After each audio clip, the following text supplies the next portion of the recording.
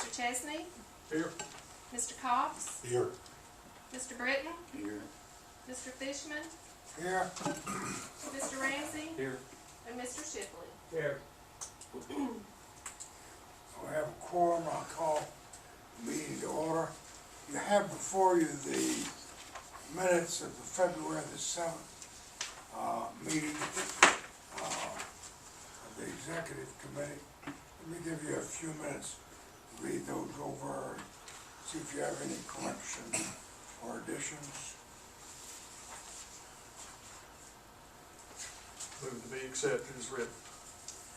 Mayor Chesney moved that they be accepted as presented. Is there a second for that? Second. Second, Bill Britton. All those in favor, let it know by saying aye. Aye. All those opposed, no. The motion is carried. You have before you the rest of the agenda, and the first item on the agenda today is the workforce development funding request. Marshall, you going to go into that? Or- Yeah, I can do that, and then I'll let Chuck talk a little bit as well. As we talked about, one of our main focuses has to be workforce development. I'll make a quick political joke, which I shouldn't, but I always do at this time of year. As elections get ramped up, be very wary of your politicians that say, we need jobs.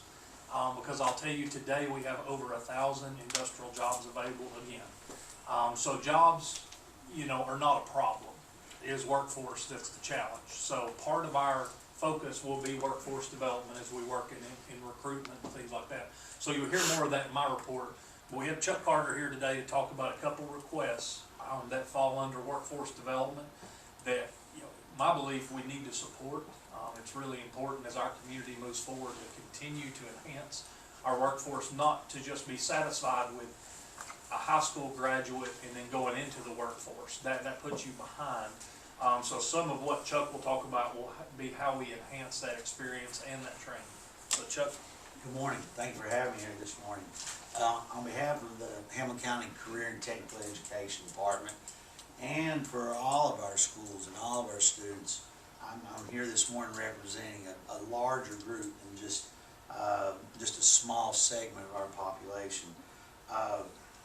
As Marshall was saying, for us to wait until students get into high school and then expect them to want to go into advanced manufacturing or other career fields and not have any background knowledge or not have any experiences, that's kind of like, and I use this analogy a lot, it's kind of like our football programs and baseball programs and other sports.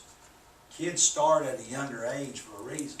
We're trying to introduce them to it, get them the foundations, get them the experience so they can kind of make decisions about what they want to do as they start getting into middle school and high school. Some will go on and play football and be the quarterback of the team. Some will go on to baseball, whatever. It's the same thing in career development. It's hard to imagine that a child can just walk into a high school and say, oh, I want to be a welder, with no background or experiences or hands-on opportunities to see what that welder does. And same in all of our career fields.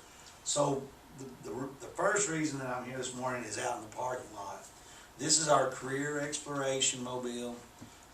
It's a high-tech, hands-on, interactive bus where students in 5th grade primarily will be our target audience, will go on to career exploration. We have units on there representing advanced manufacturing, IT, which is computer science or coding. We have an anatomy station on there that represents the health and medical fields. We have an Air Force flight simulator on there representing the military and that opportunity and careers. And then a couple others that branch over into the advanced manufacturing, construction. There's a 3D printer on there. And I can show you a video that shows a house being constructed in 24 hours with a 3D printer. Completely made out of concrete, but a full house being built in 24 hours. So we have a small replica of that on the bus using filament. So students will go on the bus, we'll have a facilitator on the bus, we'll have a couple of students from the high schools working with the different stations, helping the students navigate those different experiences. And our goal is that they, we'll have placards, which aren't up yet, but that will represent telling the students why these stations, how they fit into the workforce. So for example, there's a robot on there that will play tic-tac-toe against the students. It's an advanced manufactured robot. It's called a cobot. Sawyer is its name. And it actually works in manufacturing, do some of those repetitive jobs that our children won't be doing in manufacturing. What they'll be doing is programming the robots, doing maintenance on those robots, writing the code that will allow those robots to do that mundane work that we have such a hard time getting people to do. And that's that image of manufacturing that we don't want them to take away from manufacturing. We want them to understand that you're the ones going to sit there and do the work that makes the robot do the work that it does. So that's just a little background on it. Water State donated the bus to us approximately 2.5 years ago now, right before COVID hit. We started working on it. We realized it was a pretty hefty lift, so we wrote a grant with our Conic at the time, which is now Hamblen. Received a $75,000 grant from Hamblen. We have multiple sponsors on the bus that have donated money or in-kind donations. I estimate we've got close to about $250,000 invested in this project. And so what we're asking for today, and you see it on the report there, is some support to help us get that person that will be on the bus, taking it around to the schools, and possibly do a work-based learning stipend for those students, because work-based learning is a big part of what we do in our CT programs, is giving students opportunities to touch these stations and touch these careers through our CT program. So that's the $10,000 that we're requesting. And then, do you want me to go ahead with the work-based learning as well? Yeah. All right. And then something I'm very proud of, what we've been doing the last few years, and several other counties around us are duplicating this, and it's actually been adopted by the GIVE grant that we received with TCAT a couple of years ago. Hamblen County, Cott County, Granger County, Jefferson County, Hancock, Greene, and Greenville City. So there's 8 of us that are partners on this. It's called the 5 Rivers Partnership for Future Ready Pathways. And we all know that with workforce development, it's drawing in people from our bordered bedroom communities that come here and work during the day and then go back to their homes and live, but they're here in Morristown during the day. Marshall always does a really good job of sharing that information with us and understanding what an impact those local regional touch is for us. So what we're asking for there is the coordination of that teacher externship program, where we have teachers, counselors, teachers from different grade levels even coming into the industries in Hamblen County, and they spend time there to see what it is that they don't know about already, but they need to be working with their students.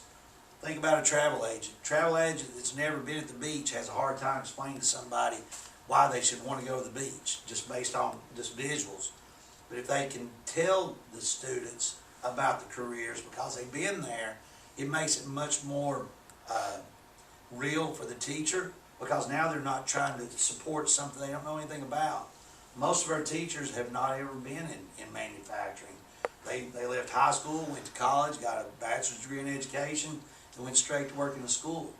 This gives them the opportunity to go into our manufacturers, see the type of high-skilled work that's going on there, see the things that they are teaching that they can benefit knowing a little bit more about. So when they're in the classroom, they say, if you work at Color Tech, this chemical process that we're doing in chemistry, that's what you're going to be doing at Color Tech. So it makes it more real for them as well as they're explaining to our students. And then on top of that, they can be good advisors for students. They can help them understand that there's nearly 100 advanced manufacturers in Hamblen County. That's our tax base. and they need to understand that and be able to support it and be able to talk about it.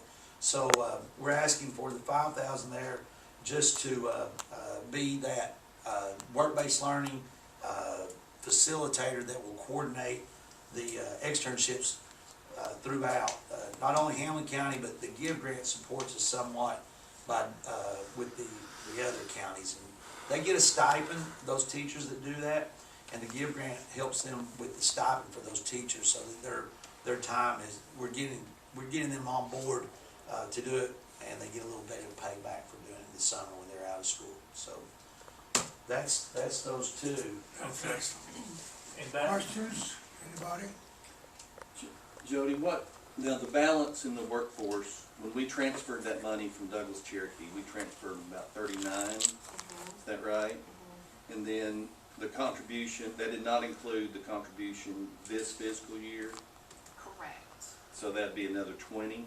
correct. So every year so far, the pattern has been that the city and county contribute $20,000 basically to workforce development, Yes. right? Each? No, No. total, Total. 10 each. All right, so we've got, so in the bank, so to speak, we've got 39 plus 20, so we've got 59. Correct. Is that right? Yes. Okay.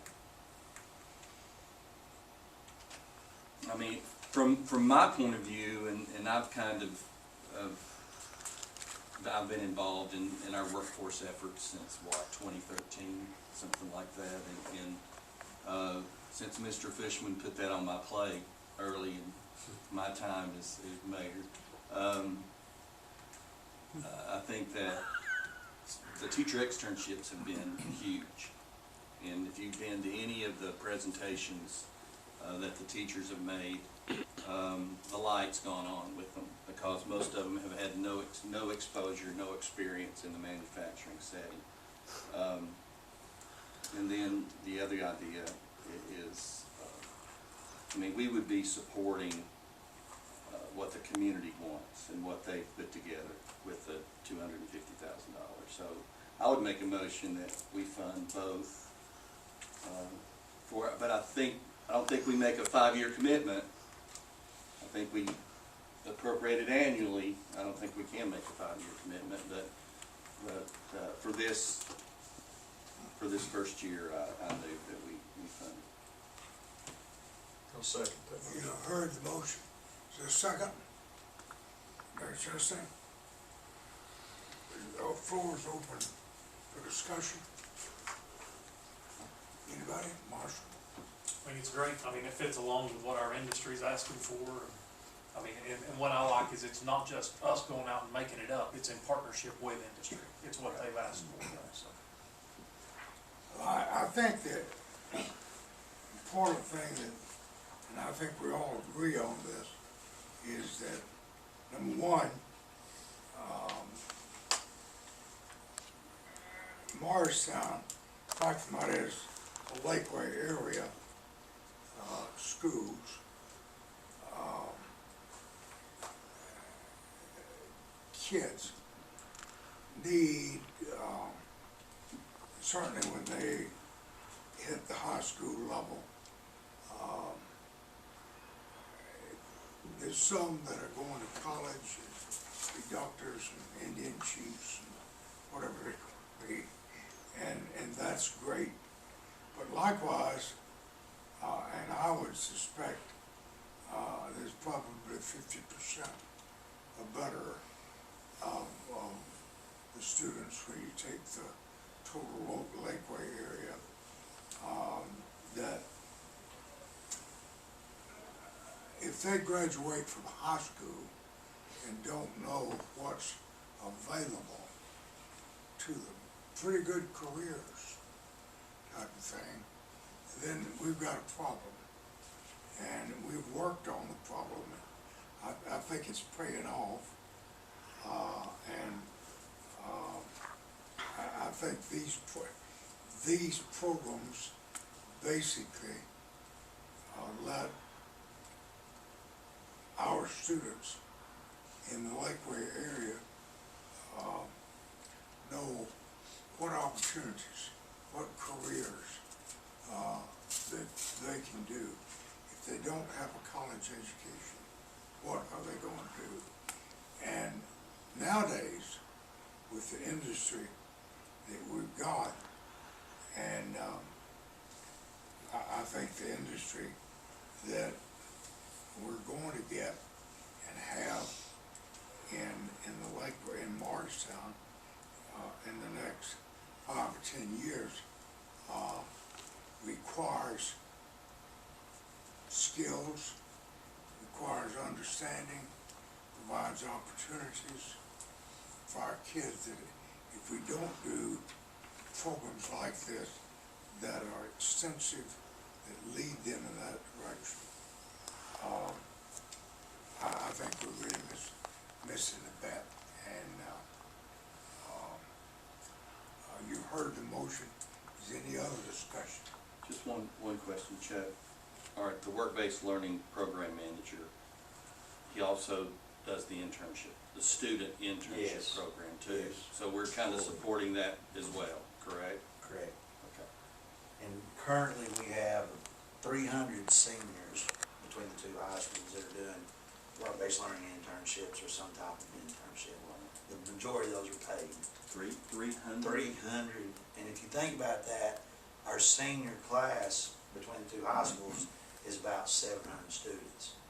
So we've got, and some of those may be juniors. There may be a small part of them juniors, but the majority of those are seniors. Well, 5 years ago, we had, Oh, 2, we had, yeah, 10. yeah, exactly. When I started, the year we started, we had 2. Next year, 4, 8, 20, then we went up to about 50, and then COVID hit from there. We've been rebounding from that, but we've got them working in all sectors. And I'll just add to that, the sectors that are represented on the bus are 4 of the 5 highest demand fields in this region.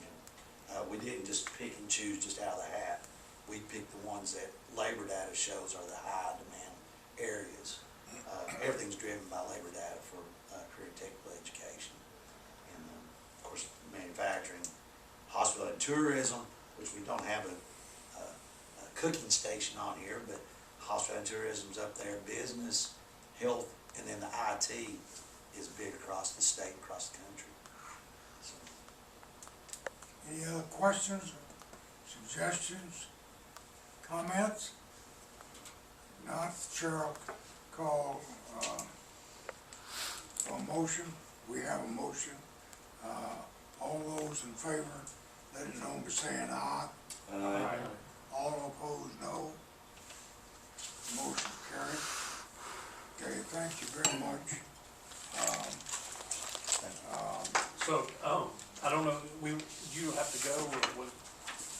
we do however you want to. Okay, so the bus is outside for us to tour through.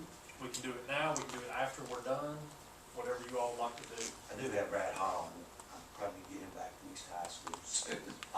Just Okay, as soon as I can, but if you don't think. we can probably go through the reports pretty quickly. When? We'll do it after we're done. We can go through. Yeah, we'll do the second one now, yeah. The next item's on the agenda, City of Morristown, Gary, Tony. Okay, I've got several things I wanted to bring to the floor today, just to remind you where we stand on a number of projects. Start with the Progress Center and the road improvement there at the entrance to the industrial park at 25E and Progress Parkway. We met with TDOT. Some of the TDOT staff had some concerns about pedestrian improvements in that project. After talking to them, the city agreed to participate in the project to the tune of about $20,000 for sidewalks. That will allow the project to stay on schedule. It will provide for a dedicated right turn lane coming out of the park going to I-81 and narrowing the gap between the two travel lanes for the signalization. Right now, they are scheduled for bidding and awarding a contract in February. So spring next year or summer, we should see the project under construction. Yeah, Tony? Yeah. Let me make sure I understand what you said.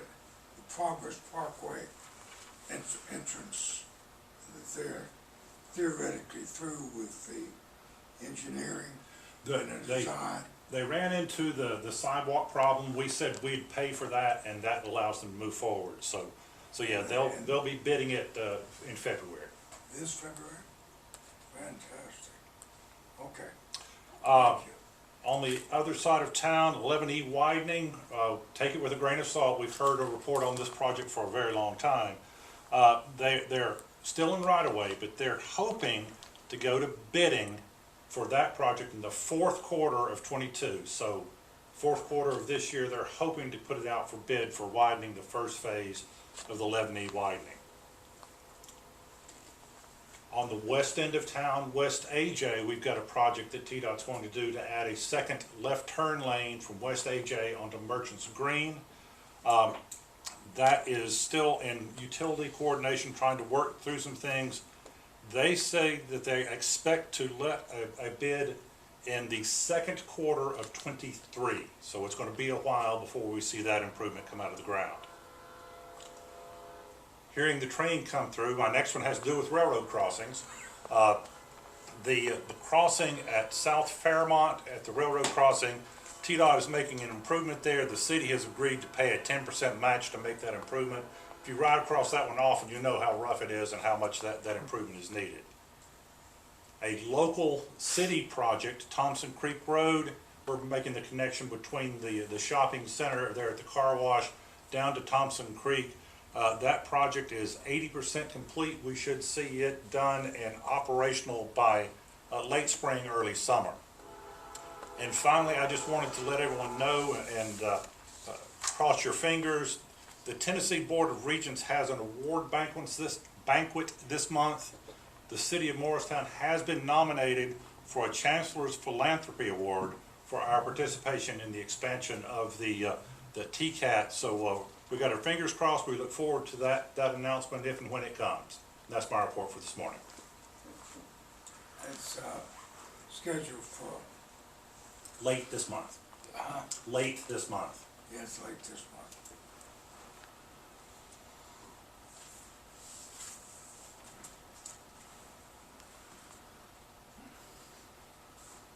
Okay, any other questions for Tony? Anybody? Mary, you want to add anything? Oh, good. You think you did a good job? I think you did excellent. That's good. Give an A. Bill, you want to make the county's report? Sure.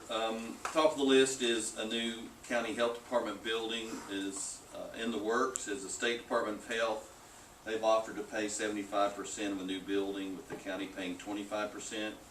And then the 911 emergency communication system has offered to buy the existing health department building, which would supply that 25% match that the county would need. So the next step is to prepare written agreements between the county commission and 911 and the county commission and the state. Justice Center project continues in the earthwork stage, and it's on schedule despite the rains last month. Bid documents to build a new parking lot on the vacant lot next to the Hale House across from the courthouse were released last week. Results will be presented to the county commission this month. The West Volunteer Fire Department picked up a new 2,500 gallon pumper tanker fire truck last week, which should serve the county for 25 to 30 years, and it's paid for by a partnership between the county, the state of Tennessee, and the West Volunteer Fire Department. Grant application to buy a new truck for South Volunteer Fire Department will be submitted next month. And then the tire collection and hazardous household waste collection day is scheduled for Saturday, March 26th at the landfill. Automobile tires will be collected along with batteries, oil, paint, antifreeze, other household waste, and chemicals, and that's from 9 to 1. And that's on the 26th of March. Any questions of Mayor Gwen? Bill, I just want to make a comment real quickly. You need to remind the volunteers the fire truck's supposed to be red, not yellow. I don't know what happened. Maybe it's not ripe yet. Mr. Ramsey? As long as it throws water, it can be perfect. Industrially, projects are going well at a high pace. Normally this time of year for us is pretty quiet. And typically, I've told you all before, typically we'll see 12 visits a year, 52 RFIs that we submit a year. I think in January, February alone, we're probably at 16 to 18 submissions. So we're well outpacing the average. What we're seeing though is mostly domestic projects. We did have some pop-in German visitors week before last, is that right? Mayor Chesney was gracious enough last minute to join us for lunch. I kind of scrambled, our regional guy called and said, hey, we've got Germans in town and it's very small and they want to distribute from the U.S. to learn about the market, see if they want to do a U.S. operation. So we've not been out and seen it lately, but RNS Logistics has purchased the Furrow building at Lowland, 1.2 million square feet, and it is impressive. You see parts in there from many tier 1 auto suppliers, and that's the part that was bad and cleaned up per TDEC standards. It is a high-end operation. So the Germans left saying, if we convince our management, we're coming here. They said, this is the place. It was amazing to see what they've done out there. So even small ones like that, they may start with 5 jobs or 2 jobs. But Is this an nylon part? I don't know. Is that I mean, nylon? It's the newest part. This part. Yeah. So they really liked it. And what's good about that building is they can do a little distribution. And if they need to grow it into, say, 10 or 20,000 square feet, there's enough square footage out there built into 20,000 square foot rooms that they can do that. So they left with a really good impression of town. So projects are going well, and we're finally starting to see some international travel. So I think that'll pick up. Workforce development, if you've been through TCAT lately, they are pretty much finished with most of the equipment in the new building. So it's worth walking through. It's very walkable with the glass windows, and you can kind of see what's going on. And it's interesting, you know, you go in the welding lab, or the welding booths, and you see the exact same equipment that you see in the high school. And our companies have been really impressed when we take them to TCAT and then we go into the high school. They say, well, that's the same equipment we saw there. I said, yeah, that's the whole intent. So we've had those comments, and that's kind of good to see. Existing industry expansions are going well. That's why I mentioned the 1,000 jobs. Talk to every industry in town, and everybody needs 50 people. And you see that from the rising wages as well. I think there's been obviously this nationwide push for $15 an hour minimum wage. I don't think we've ever had that issue here. So $15 an hour we surpassed quite a while ago. If someone has some ambition. Now, you can't lay in bed and get 15 an hour. You've got to actually go to work. I've said it before, all of the brownie tasting jobs at Rich Foods are taken, unfortunately. Somebody's got to go to work. So if our community gets serious, talked to one of our larger industries yesterday, their starting wage, if you have any manufacturing experience, is $20 an hour. And that's nothing to sneeze at without a 4-year college degree. You know, that's 2 years ahead of getting a student with a 4-year degree with $100,000 in student debt, and you come out ready to go into $20 an hour with no student loan debt. So it's exciting to see what our existing industries are doing as well. Even our small guys, you talk about Cornhole Solutions. Who knows about Cornhole Solutions? Small company, started essentially in a garage. Today they're at 20 employees. They make cornhole boards, ships them around the world, and a cool product, and something locally. You know, we've grown that locally, and they should be proud of that. So we work with those a lot too. You know, there's some tax credits that they're eligible for that we're working with them on. So all industries of all sizes are doing really well right now. Disc golf, I'll mention tourism because the economic impact of our disc golf tournament locally is usually about $250,000 to $260,000. Tournament's first weekend of June, is that right? And typically we can host up to 600 players, and as of over a week ago, we were already at 546. So it's going to be full. The only way we can increase the size of that is to increase the number of courses, which we'd love to do, and we are currently working on some grant money to do that.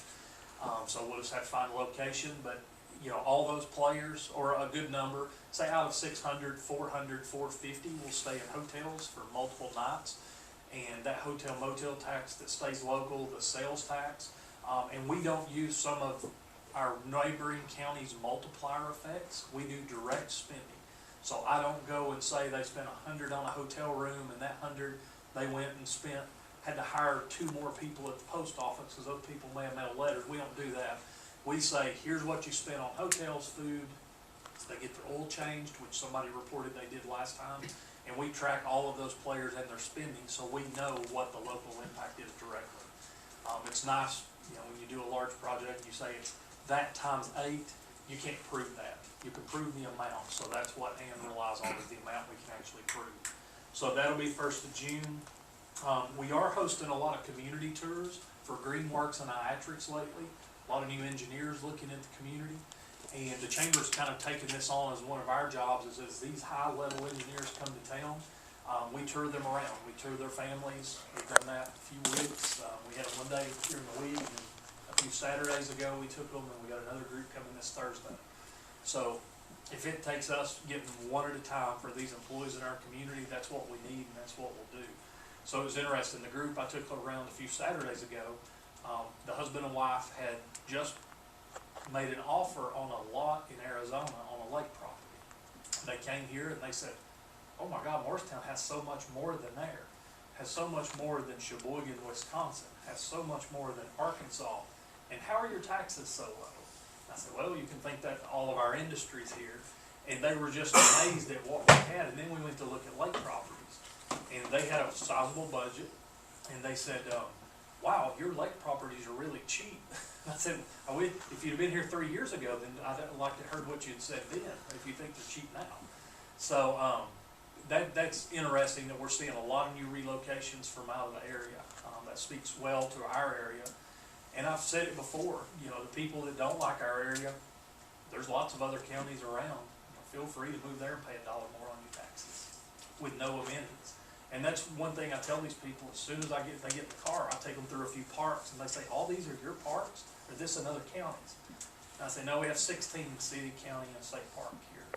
And they keep wondering in their head, how does all this work? How do you have county garbage pickup? Where do we take our garbage? I said, you take it to your curb. They don't believe that. So it's interesting to see people that have moved here from outside of the area and how disbelief they are for what they pay to what they get. So that's always nice to see, because I think if we live here forever, we forget about how good we have it. So they remind us. I'll say that the city's project to connect the housing development to the East Walmart, I was getting some rave reviews. We're getting those people that are talking about walkable and bikeable communities and how much they like being able to take a bike to get their groceries, or go to the mall, or take classes at Walter State. So to create those kind of planned urban development communities that were unintentional, but we're creating that creates a good atmosphere up there. And talking to the owners and developers of that project, they've been very pleased at the initial response. You all may have seen the news report a couple weeks ago. One of the news channels did a story on the housing here and kind of how impressive it was. So that's neat to see. I'll say I'm done, but we need to skip 3B. The job fair funding request, we need to get that too before we're done, unless anybody has any questions of me.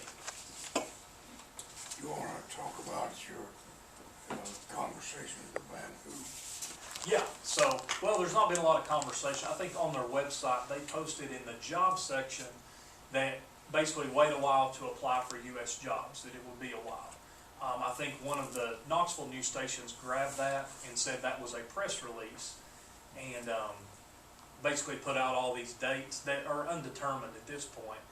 But right now, they're not shipping a lot of buses, obviously, to the U.S. So until that picks up, and the way they explain it, until old people get on buses to the Grand Canyon, they're not putting anything here. And I think as a community, you have to understand that. You know, if they were already started production here, the worst thing they could have done was shut us down, which did happen in Macedonia. So I think the goal for us is support them. They still have staff in Morristown. They're still participating. They sponsored the Career Future Ready Expo. They're participating in the community. So I think as long as they're here and create awareness and participate, I hate to say we don't need the jobs right now. We always need jobs, but to handle another 600 would be tough at the moment with what we have available in the workforce. So I think their timing of 24, 25 will give us time to flesh the workforce out and give TCAT time to get to their full potential training. Well, from that announcement that they made, if they plan to open, of what the release said, if they plan to open in 2025, it's gonna take a good 18 months, maybe to longer. That's a million square feet, isn't it? I think $500,000, Half a $500,000 million. to start. 500,000 square feet, and all the equipment and all the stuff that goes with it.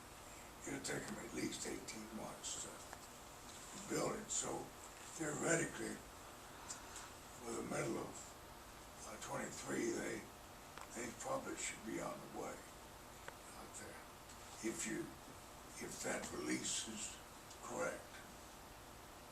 Anybody else have any questions? Okay, did you say you want to say something? Yeah, on 3B, we skipped it, on the job fair funding request. On 3B, you want me to go ahead? Job fair hiring, I may let Chuck and Jody talk about this too.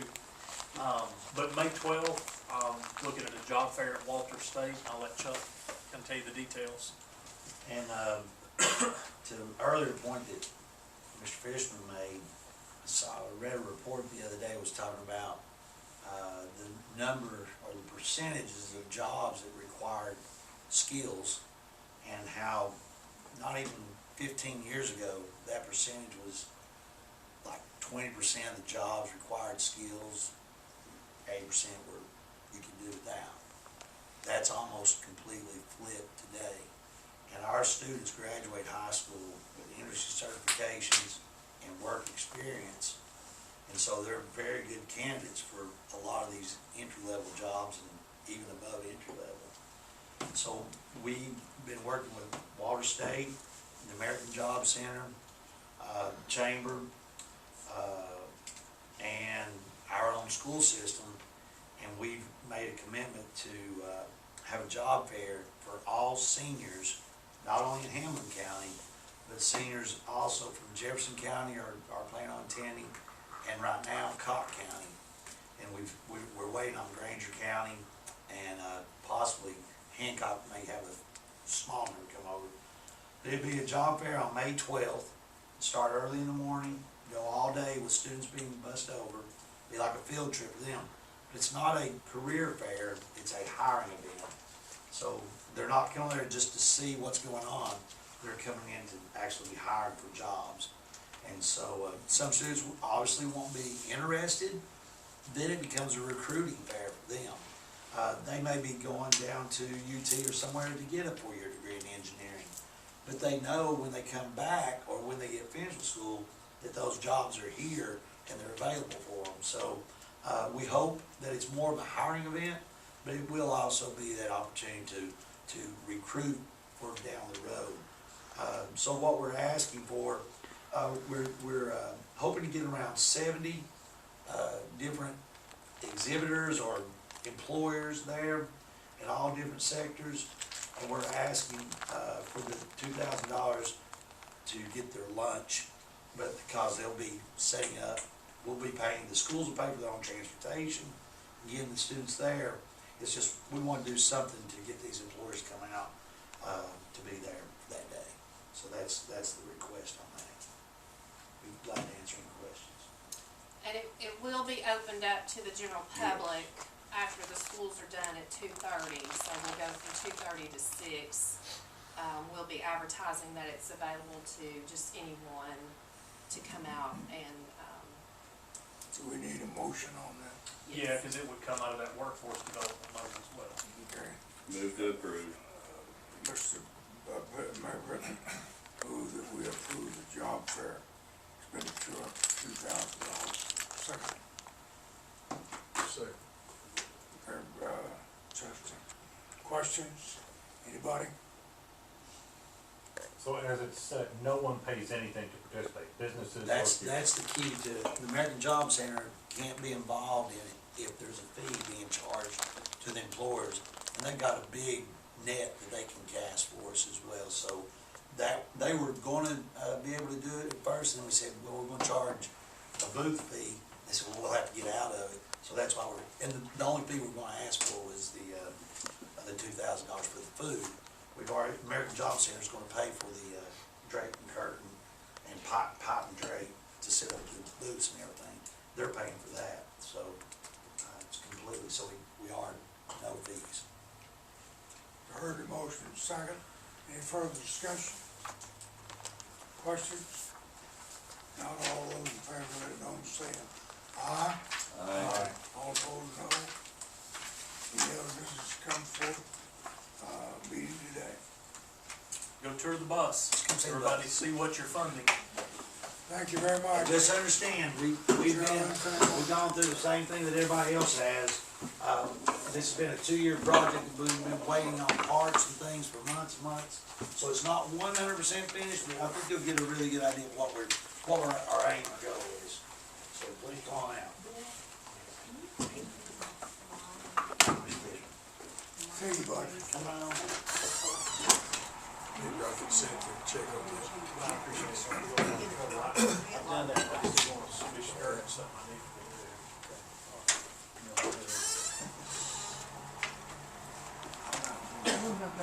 Is that, I didn't go in there.